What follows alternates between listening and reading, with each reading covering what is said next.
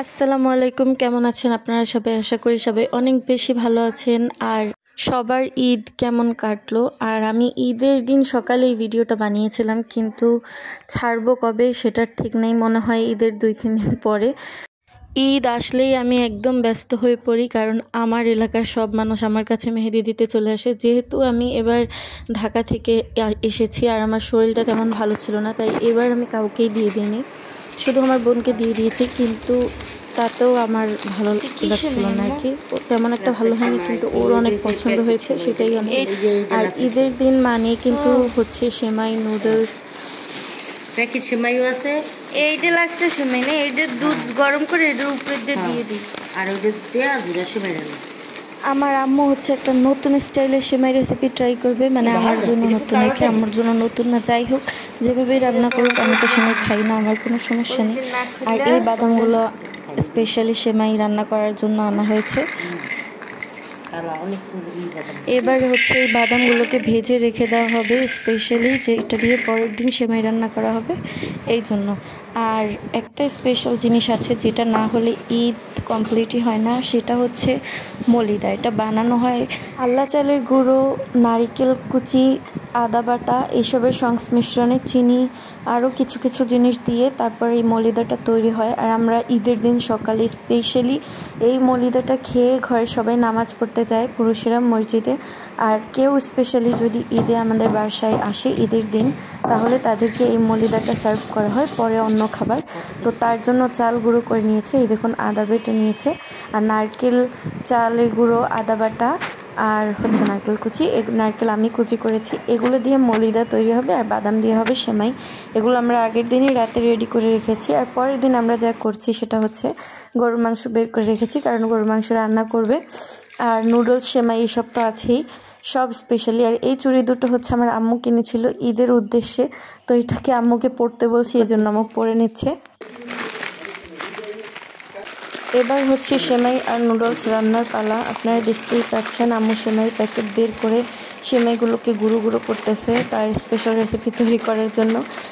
আর নুডলসটাও এবার রান্না করবে ভালো করে। রান্না করার পর আমি কিন্তু নুডলস রান্না করা পর্যন্ত আম্মু ভিডিও নিয়েছিল, কিন্তু নুডলস রান্নার শেষে ভিডিও নিতে মনে নেই, একদম খাওয়ার টাইমে ভিডিও করেছি আমি, যে আমি খাচ্ছি ওই সময়।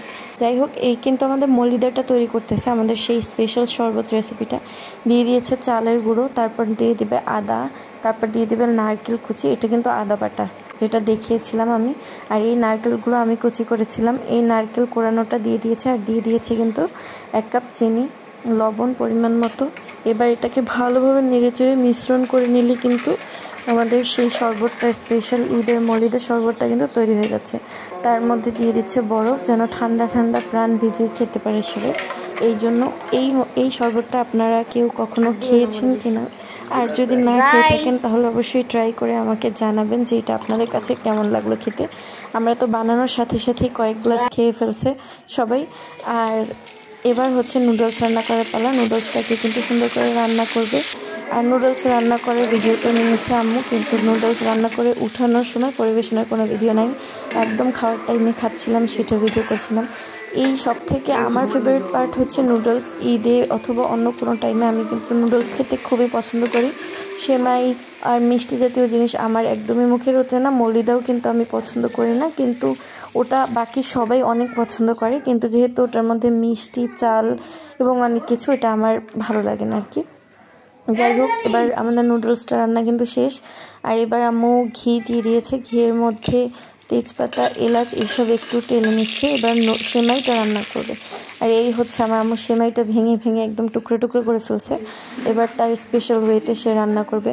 আমি তো এই সেমাইটা রান্নাই করি না, আমি হচ্ছে একটা সেমাই আছে না, এটাকে কী সেমাই বলে, লাচ্ছা সেমাই নাকি মনে নেই, অন্য একটা সেমাই আছে যেটা দিলে খুব তাড়াতাড়ি নরম হয়ে যায়। আমি শুধু দুধ গরম করে উপরে সেমাইটা দিয়ে সার্ভ করি সবাইকে, এত পরিশ্রম আমি করি না। তবে এই সেমাইটা খেয়ে কিন্তু আম্মুর প্রশংসা করছে আব্বু অনেক বেশি, তার মানে অবশ্যই আম্মুর রেসিপিটা অনেক ভালো হয়েছে। দেখুন দেখতে আপনাদের কাছে কেমন লাগছে, অবশ্যই এইভাবে একবার ট্রাই করে আমাকে জানাবেন যে আপনাদের কাছে এই রেসিপিটা কেমন লাগলো।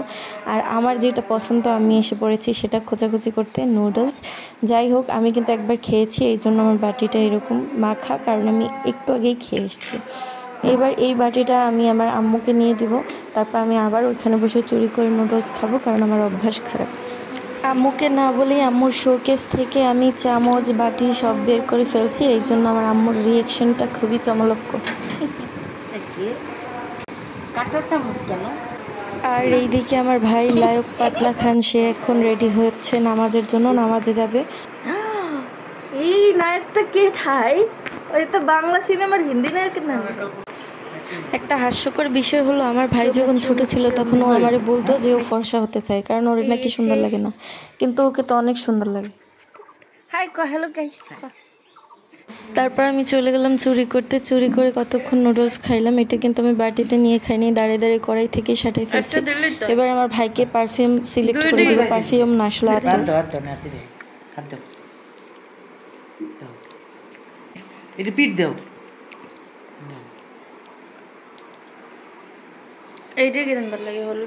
আর এবার আমি আমার আম্মুর শোকেস থেকে থালা বাসন চুরি করতেছি আর গান গাইতেছি চিল্লাই চিল্লাই। আমার মনেও ছিল না কে যেন ভিডিও করতেছে।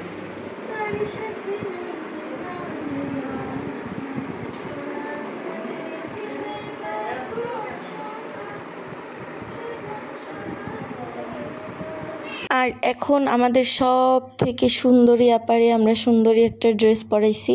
এবার এনাকে মেকআপ করে সাজাবো সুন্দর করে। কত কিউট আমার বোনটা। এই কিউট বোনটার জন্য আমি নিজের হাতে কিছু শপিং করে নিয়ে এসেছি। খুব ছোট ছোট কিছু জিনিস, কিন্তু দাম রে ভাই, কি যে দাম! দাম শুনলে মাথা হিট হয়ে যাবে। যাই হোক, এই লকেট, একটা ব্রেসলেট, আর হচ্ছে ব্রোচ, কারেন্ট দুলটা একটু কম দামি ছিল। আর এই ক্লিপটার দাম কত ভাই, একদম 200-র কাছাকাছি। তারপর এই ব্যাগটা আর এই জুতোটা আব্বু কিনে দিয়েছে, জামা কাপড় আব্বু কিনে দিয়েছে। আমি শুধু জুয়েলারি কিছু কিনে দিয়েছি আর মেকআপ দিয়ে এখন বোনটাকে সুন্দরভাবে সাজিয়ে দেবো। ওকে বেশি সাজাবো না, কারণ ও অনেক বেশি সাজতে পছন্দ করে না। হালকার উপর ঝাপসা মেরে দিব, যেটা ওরও অনেক বেশি পছন্দ। আর দেখুন, আইলাইনার দেওয়ার সময় কে এত সুন্দরভাবে স্থিরভাবে চোখটা বন্ধ রাখতে পারেন বলেন তো? আমার বোনটার কত ট্যালেন্ট! ও অনেক সুন্দর করে চোখটা বন্ধ করে রাখে যতক্ষণ না আইলাইনারটা দেওয়া হয়। আর আমরা ম্যাচিং ব্রেসলেট কিনেছি, 3 বোন আসলে ম্যাচিং ব্রেসলেট কিনেছি। আমার ফুফাতো বোনও আমাদের মতো ব্রেসলেট কিনেছে। আর দেখুন, এবার সালামি নেওয়ার নিনজা টেকনিক আমার বোনের কাছ থেকে শিখি।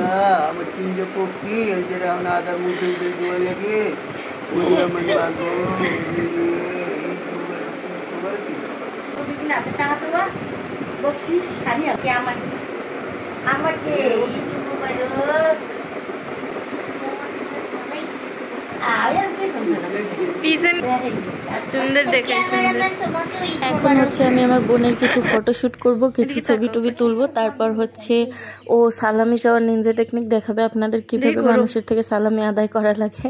ও অনেক ভালো নিনজা টেকনিক জানে, সবার থেকে সালামি পাইছে এবারও। আমরা তো বড়রা লজ্জায় বলি না, ও একদম সবার কাছে গিয়ে সালামি চেয়ে সবার থেকে সালামি নিয়েছে। আর আমি ঈদের জামা পরে না সেজে গুজে এরকম 2-3টা পোজ মেরে তারপর গিয়ে ঘুমাইছি। আর আমি ঈদের সারাটা দিন ঘুমিয়েই কাটাইছি। তো আমার ঈদ হচ্ছে এইটাই। আমার ঈদ এখানেই শেষ, এখনকার জন্য বিদায়। আবার Hello guys, subscribe my channel.